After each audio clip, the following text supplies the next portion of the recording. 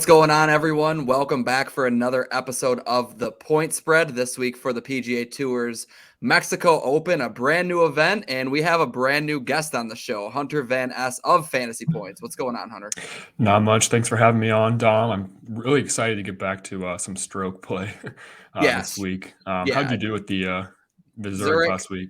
DFS wise, a little bit past even, and then my Rose and Stenson bet kind of pushed me over the top in terms of betting wise. Their props, obviously the outright didn't hit, but at the same time, pretty decent in terms of finishing position bets. What about you?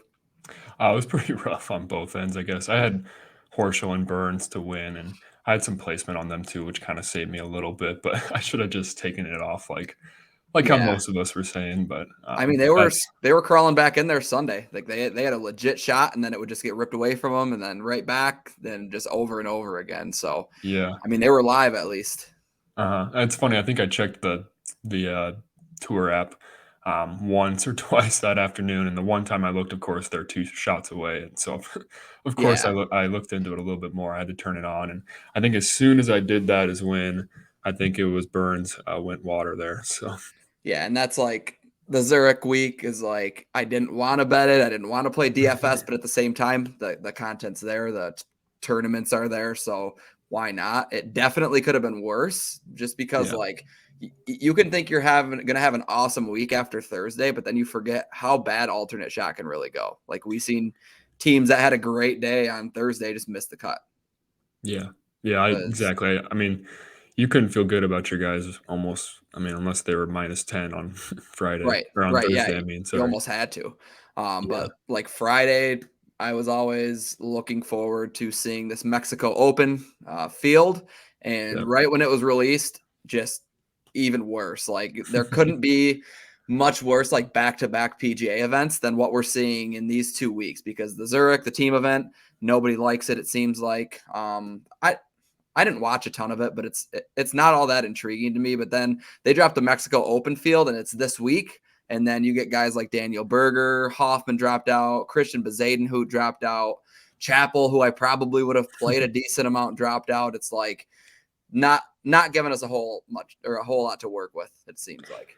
yeah. It kind of seems like a glorified, Puerto Rico Open, or one of those alternate events that go on during the players or one of the majors, for example. So, yeah, and to see guys withdraw like that, I think Chappell was going to be an automatic bet for most of PGA Twitter before he withdrew yesterday. But yeah, it definitely bummed me out a little bit. I wasn't sure because, again, with a new event, we don't really have history to go off of this is a great field typically, and I wasn't really sure. I mean, it's good to see Rahm in there, I guess, and that kind of was the major headline when just looking at all the field. But yeah, I'm with you. It's kind of disappointing, and there's a lot of guys that I don't know. It's not like like I said, those alternate events you expect those to be pretty Exactly. bad, Yeah. but this one, I mean, maybe we just had too high of expectations for a new event like this.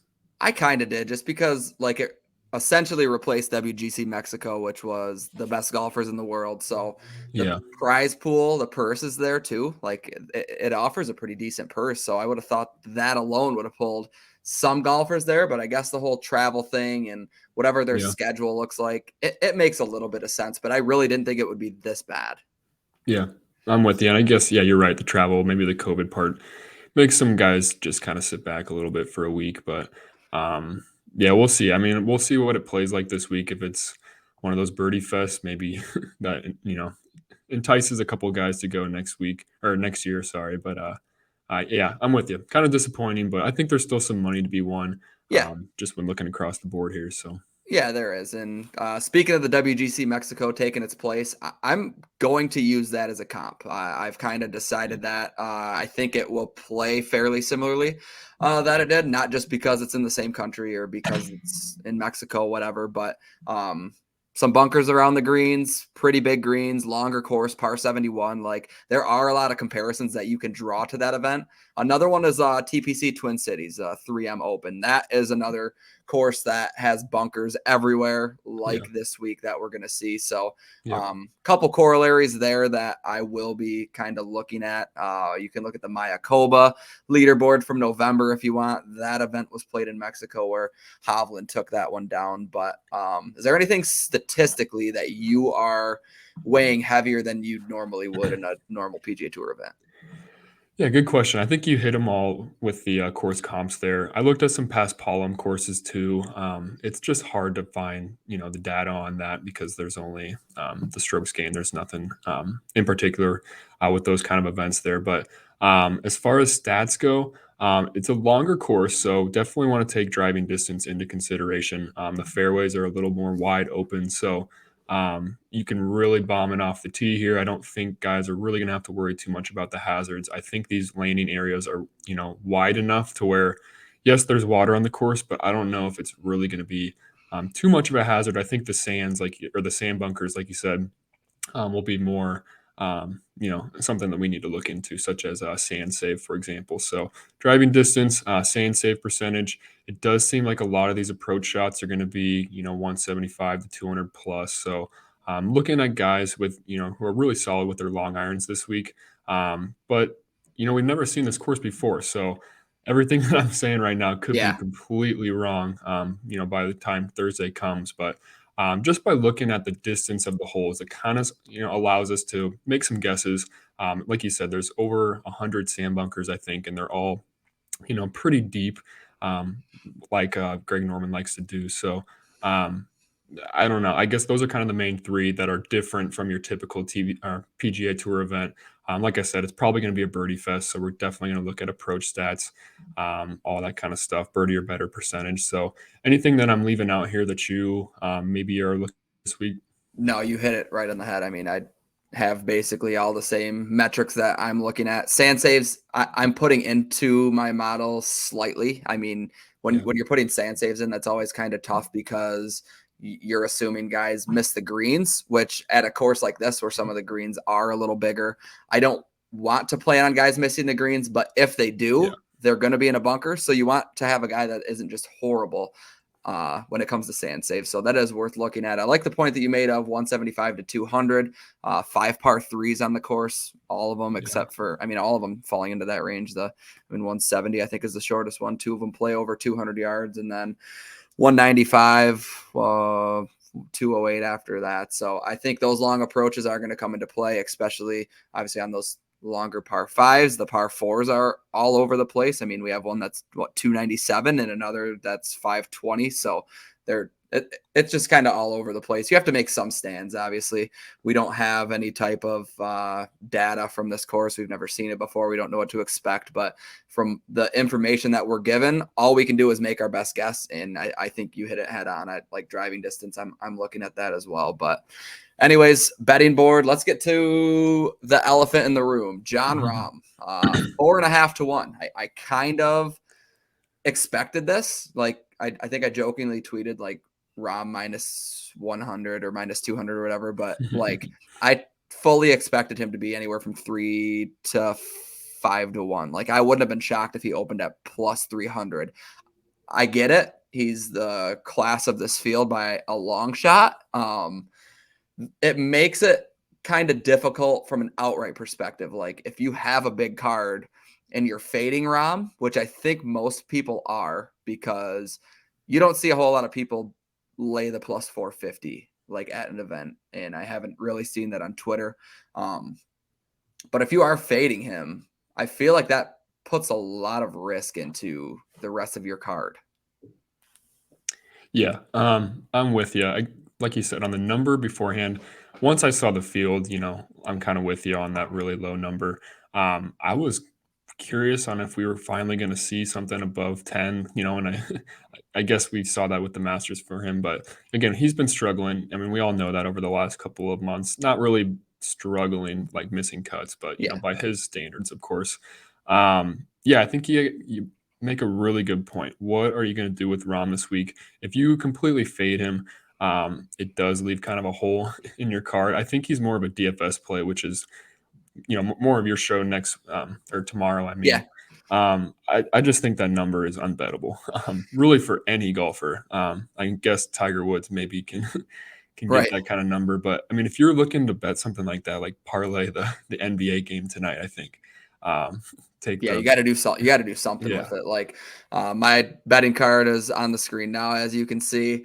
This might be it from an outright perspective, to be honest. Right now, I got Woodland 22-1, Aaron Wise 32-1, Patrick Rogers 90-1, and that really might be the end of the list for me. I mean, there you can throw a couple bombs if you want, but at the same time, I just don't think Rahm is here just to be here. I mean, he's playing in Mexico. He wouldn't make this trip if he wasn't here for a reason. I think he knows the spot that he's in. I think he feels that pressure of needing to get another win back under his belt. I mean, not that, like you said, he's been playing bad by any means, but the Mhm. win hasn't been there. I think he's still kind of chasing that one. But Gary Woodland, 22-1. I think that's a really good number. I saw you talk about him on your show a little bit yesterday. You can get that 22-1 number at MGM, 21 at FanDuel. So, I mean, sell me on Woodland. Are you betting him at this?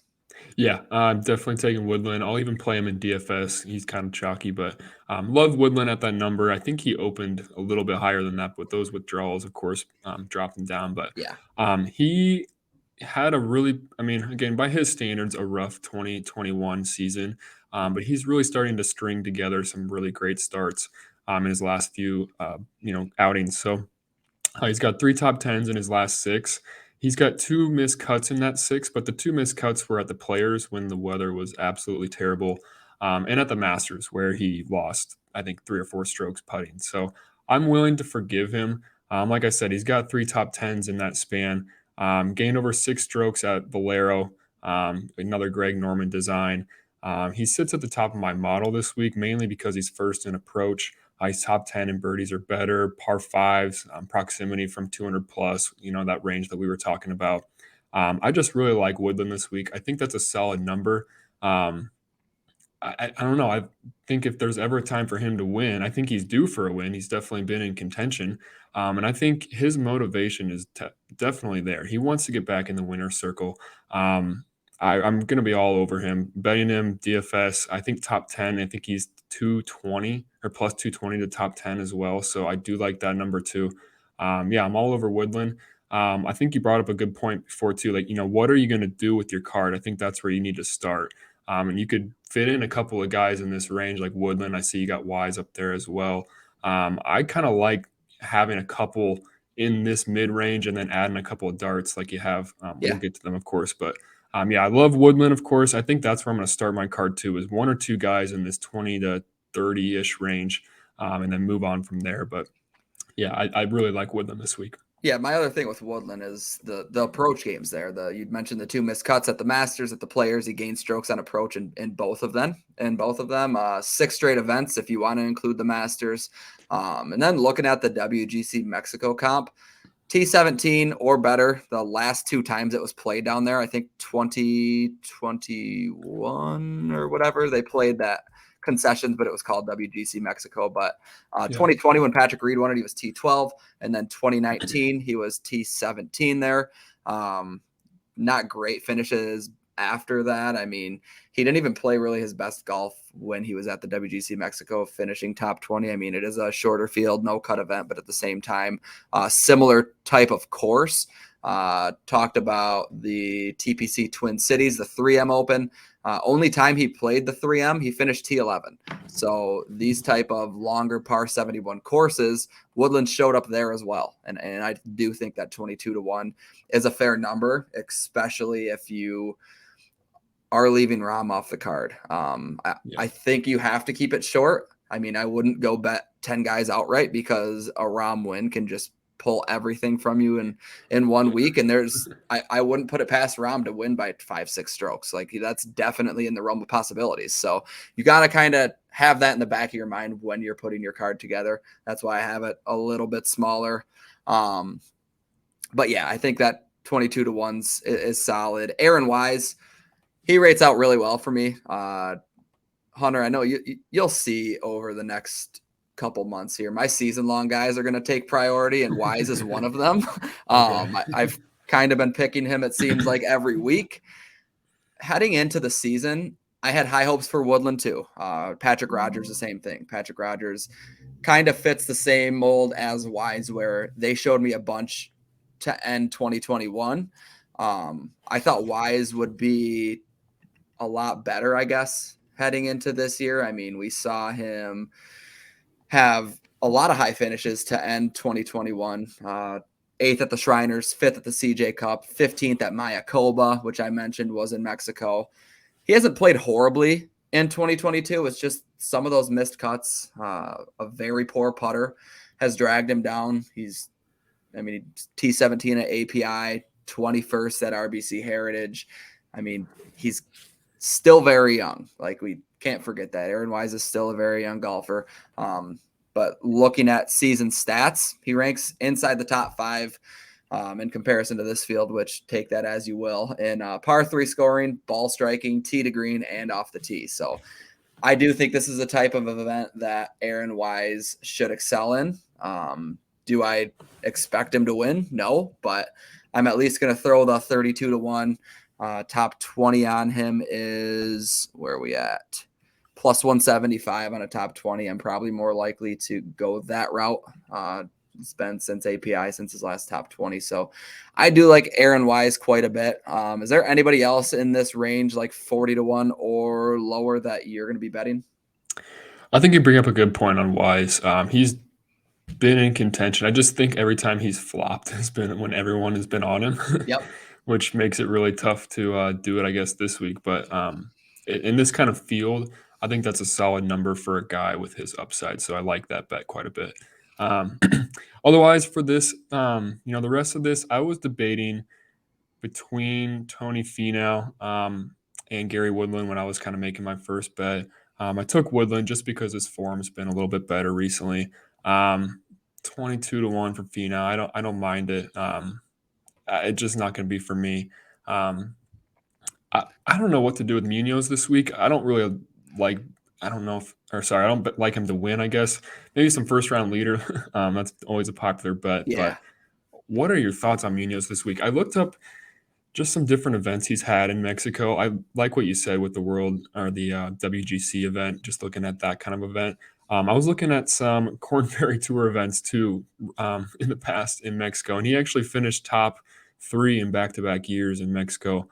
He's from Latin America. He's got some decent results again in Mexico, and again, this course just really fits him well. I don't like the number on him whatsoever.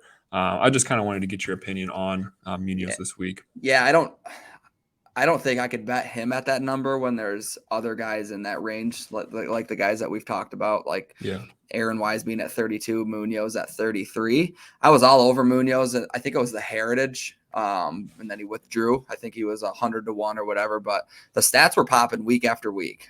He was looking really good. You mentioned the WGC Mexico. He played it in 2020 when Patrick Reed won. He was T14 and finished 4th in approach. So had a pretty good week. Altogether, it looks like really he was played in it the year after, but like I said, that wasn't in Mexico. It was more of a modified version of it, a WGC that they kind of added. So I like Munoz, probably more of a DFS sprinkle for me. One guy in this range who is interesting from a top 10 perspective, Caesars has some boosts usually. If you scroll over to golf, they usually offer a handful of them, but you got to kind of weed out the good and the bad because they'll throw like top 20s or top 5s that you can get a way better number on at DraftKings or FanDuel. One that I found is Chris Kirk plus 400 for a top 10. Best number on the market that I have seen looking around.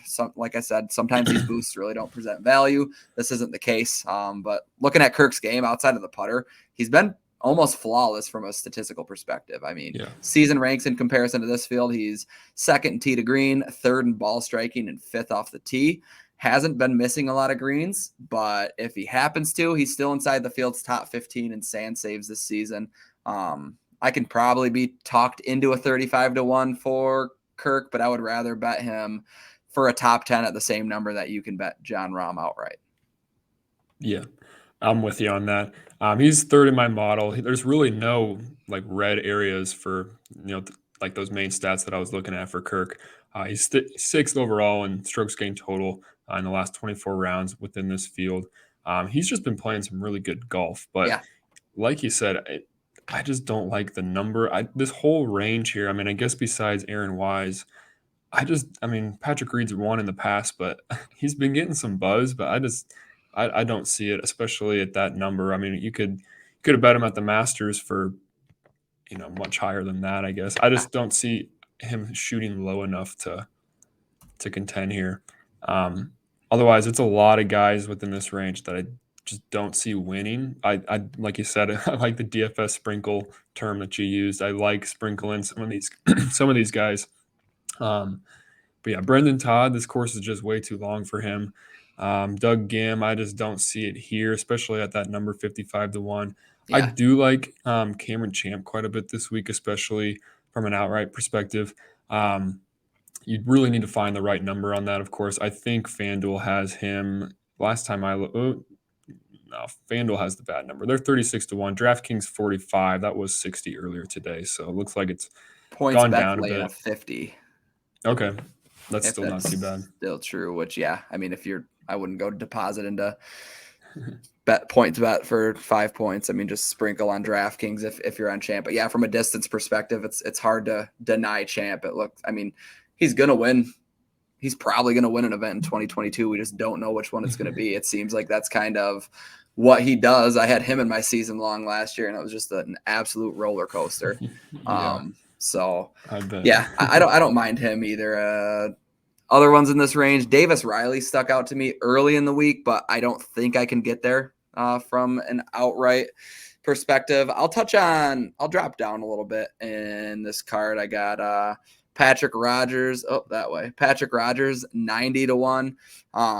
Another guy who is long off the tee. He ranks 36th on the PGA Tour this season in driving distance, 11th if you want to kind of sum it down to this field. Coming off a decent week at the Zurich Classic where he played with Brandon Wu, who has had an underwhelming 2022. They finished T21, so really not a horrible week. Like I said with Wise, a guy who had an awesome fall, but it just did not translate over once the calendar flipped to 2022. We had a T6 at the Fordnet Championship, fourth place at the Butterfield Bermuda. I like Patrick Rogers. I like his distance. Another guy who I can't believe he's not 30 years old yet. It seems like he's been on the tour forever and always had this kind of like wait and see thing, and people are still kind of waiting on his win. 90 to 1 is the best number that I could find over on Bet Rivers. So if you're doing that, I would throw an each way. I mean, I think a top 6 each way is very fair for Patrick Rogers, and I'm going to be all over that. Yeah, I like that call. He's a West Coast guy. I know this is much more south or southern than California, but we're still playing on the West Coast here. I'm kind of curious to see how California guys play. At this event, we'll have some data to go off of for next year. But I think you bring up a good point. Definitely want to look at some placements this week. You mentioned it earlier, like you could have a card loaded with long shots, but Rahm could easily go out and win this thing. And all of your money's wiped away. So definitely look at some placements. That's probably where I'm leaning on more the most, which is it's kind of scary sometimes to place placements on guys because it's that almost the FOMO of what if they win. But I think this is one of the perfect weeks to do that because Rahm, like I said, he's clearly head and shoulders above the rest of the field. He could easily go out there and win it. You want to have some guys in that top 20, top 10 placement market just to kind of cover your grounds a little bit just in case that happens. So I like that point quite a bit. Yeah, and I am scared of Rahm this week. I'm not gonna lie. Most weeks I don't really care if there's like a overwhelming favorite, but I don't want anything to do with Rahm in this field, especially having to pick like a longer shot or somebody down the board is already hard enough. But when you have this heavy of a favorite, I'm probably going to be hammering top 40s. I think with a brand new event and with a field that is as weak as this one, I mean, you scroll to the bottom and it gets ugly very quick, especially from a DFS perspective. I haven't dug too deep into DFS, but I already know that the 6K range is going to be just a disaster. So, Yeah. top 40s, I think a lot of guys can probably sneak into this little range. My card here on the side of the screen, I got Kiradech Alpha Barn Rat plus 200, Michael Thompson and Tyler Duncan at plus 175. And my longest one is Richie Werenski at plus 320. All pretty good numbers, I think. Alpha Barn Rat is one that I talked myself into recently. I was on him and Kitayama a little bit last week at the Zurich. Made the cut, but they finished almost dead last. So at that price, being in the 6K range, whatever, they definitely could have finished worse. But he entered last week making 3 straight cuts. 2 of them were inside the top 40. So there's your top 40 right there.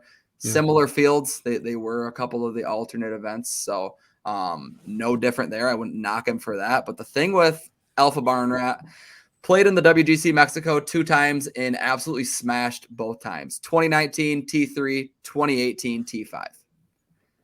You're getting plus 200 for a top 40. I mean, you could convince me. I mean, I'll probably convince myself to bet the ladder on Kiradech Alpha Barn Rat. Not from an outright perspective, but I think I will go top 5 through top 40 on him. Yeah, I like that. He played last week too, right? Yeah, they finished like T38 or something right towards the bottom. But yeah, what are you getting for a top 14 to 1 on a top 10 and top 20? Where is he at?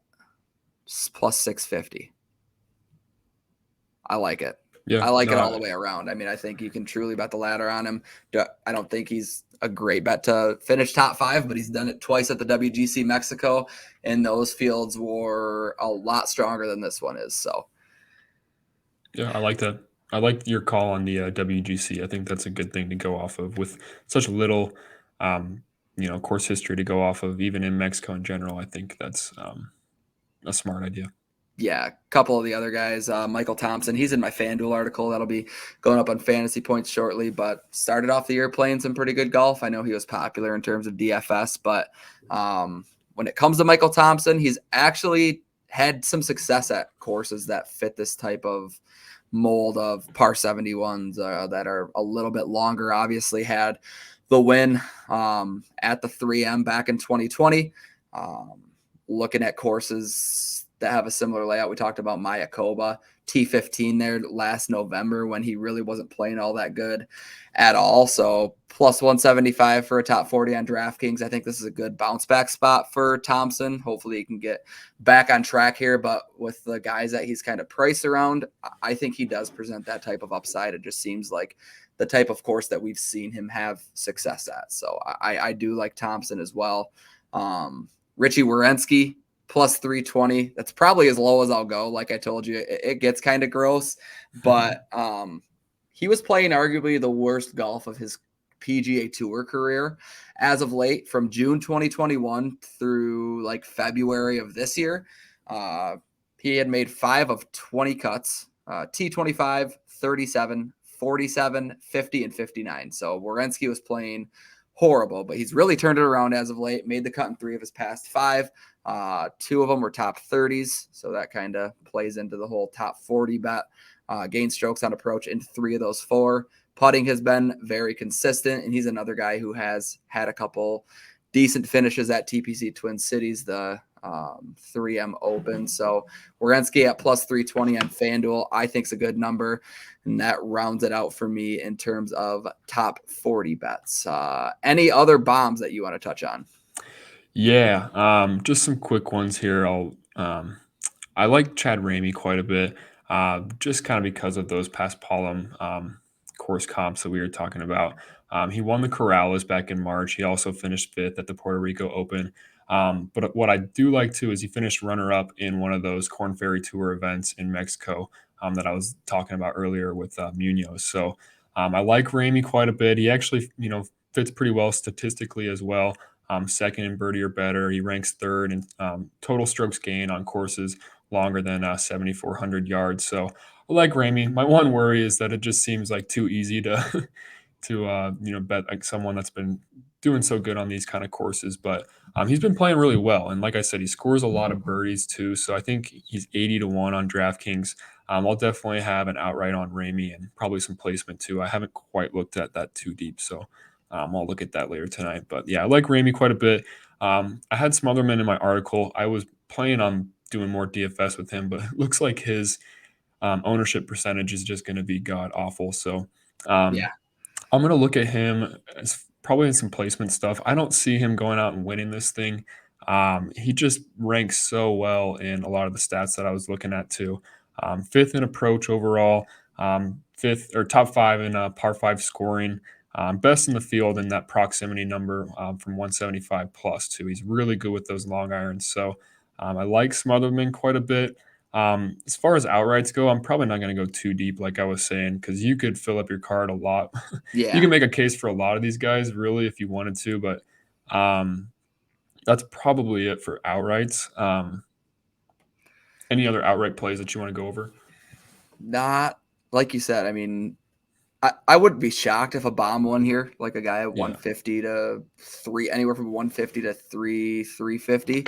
I mean, it seems like the type of event that could happen, especially if Rom wasn't here. I don't mind Ryan Armour for a top 40. Looking at the past couple rounds, like if you look at the past 8 rounds, he's top 5 in the field in both ball striking and approach, which you're going to want obviously this week. Decent sand saves, plays the par threes pretty well. Can get Armour, let's see, plus 190 for a top 40. So I guess not the value that I would have expected, maybe more of a DFS play. Callum Tarren is one guy who I was on at one of the alternate events. I forgot what one it was, but I hit a decent amount of props betting the ladder on him, but he's actually a lot he's actually a lot longer off the tee than I thought. Yeah, he's top 10 in driving distance and finished top 10 at Puerto Rico. He's one of my just darts. I think he's a decent DFS play too, because I mean, no one knows who he is. Yeah, I think it was the week before that event where he had the top 10. Where he finally kind of made a name for himself because he's a PGA Tour rookie and not many people had eyes on him. It was the Honda. He finished T30. Gained 5 strokes on approach and from tee to green. Carried that over, like we said, to Puerto Rico, where he finished 5th. He's missed 2 straight cuts from then, but at the same time, I'm not too worried about that. He's shown me at least enough. But like when he first got his PGA Tour card, so going from the Fortinet Championship through Pebble Beach, he hadn't made a single cut on the PGA Tour until Honda. So obviously there's some risk there, but given the strength of the field, given what he's able to do off the tee, even in all those missed cuts, like he was gaining strokes off the tee. And I think, like you said at the top of the show, you can be kind of wayward off the tee. It's big enough landing areas where you're not going to get into too much trouble. So if his approach game is where it was at the Honda, where it was at Puerto Rico, I mean, there's even a couple missed cuts where his approach wasn't all that bad. But I do like Callum Tarren. If you're going down the board and want to throw darts or want to throw some top 40s on guys, look at some of these guys with distance upside, because they are going to have an advantage this week over some of the shorter hitters who aren't going to do as well, because obviously at par 71, that's going to play over 7,400 yards. You're going to have some longer approaches. So I think Tarren is in play definitely for a top 40. What's his odds there? Plus 200 is the best odds you can get on DraftKings for Callum Tarren to finish top 40. So not bad. Don't mind that. Outside of that, you got anything else for me? Some placements I was looking at. Did you have Duncan on your card there? I did have Duncan on my card for a top 40 plus 175. Okay. I think he's plus 350 for top 22. I don't mind that as well. Trying to see where he came rated out well for me. He's been just playing well recently. Gosh, let's see here. Tyler. He's actually 10th in strokes gain, like overall strokes gain within the last 24 rounds here. Yeah, this season it looks like he's 7th in the field in strokes gained tee to green and 2nd in par 3 scoring. And I'm weighing par 3 scoring in. I don't think I mentioned that at the top of the show. I'm weighing par 3 scoring in because when you get 5 par 3s on the card and they're a little bit longer, like if it's going to be a birdie fest, you're at least going to have to play field average or better on these par threes. Like if you're bogeying the par threes, you can get derailed very fast. And seeing Duncan is second in total strokes gained on par threes this season is kind of good to have in his back pocket. Yep. Yeah, I like that a lot. He's good from 200 plus too, it looks like. Yeah, he's just been playing decent golf, and he's Yeah. at a decent price tag on DraftKings too. So, And looking yeah, I at, like I that. mean, a top 40 is plus 175 in a very weak field. He was 35th at Puerto Rico, 25th at Valspar, 28th at Corrales, missed the cut at Valero, and then 12th at Heritage. So made that top 40 mark in 4 of his 5 and everyone that he made the cut in. So I don't see why not. Let me see what Duncan has done at the 3M. Not good, but I'm not going to completely cross him out, obviously. So yeah, I don't mind Duncan for a top 40. I don't know if I could lay the top 20. Obviously he's shown that Yeah. at Heritage, Valspar, the top 25, but probably just a top 40 play for me. And then a DFS guy as well at 7,200 over on DraftKings is an extremely fair price. Probably Yep. better than what he is on the betting market anyways. Yep, I think you're right. I'm worried about his ownership right now, at least for DFS, but we'll see Any how that odds shakes out. that just completely surprised you this week? Because Tringale and DraftKings is Yeah. mind-boggling. Like I still haven't wrapped my mind around that. Like 20-1, he's the second favorite golfer. Yeah, that was. I mean, there's a bunch of 20-1 there, but the fact that they put him right in that second slot just makes it even worse. Yeah, it's I'm good just not a content for a Tringale. screenshot. Yeah, exactly. Yeah, I'm just not a Tringale guy. It's crazy to see that gap from 350 to 20-1 there as well. And I tweeted it last night, and it's more of a DFS little tidbit, but Nick Taylor is 65-1 to win this week on DraftKings.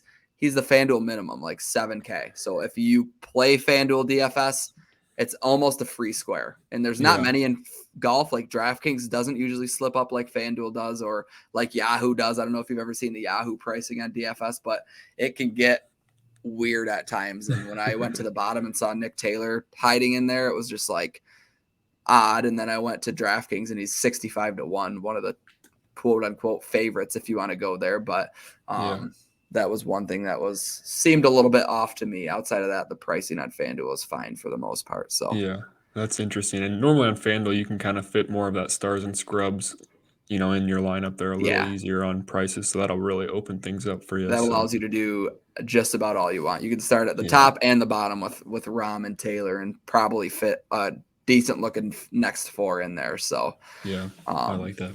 outside of that, Hunter, you got any other bombs for me or anything Not else so you want to much. touch on? I think I'll probably bet Adam Svensson just because it's another FOMO bet for me. Another one of my season long guys. Yeah, I might have to after you saying that because yeah, I don't want to miss that one. he's been in contention and he really fits well, statistically, of course. And he won 3 Corn Ferry Tour events, all at 17 under par. So, every time he's won, it's been these birdie, fests. So I'll probably bet on him. The only other thing that I had written down here was Aaron Wise top 10 plus 300. So Love it. yeah, I I'll can probably definitely join get you on down with that. So Yeah. well, all right, everyone. That is it for the point spread. Thanks for joining me, Hunter. I'm sure you'll be on moving forward here. So hopefully we get a little bit better PGA Tour tournaments or whatnot. But Yeah. good luck, everyone. And thanks again, Hunter, for joining me. You bet. Thanks for having me on, man. Good luck, everyone.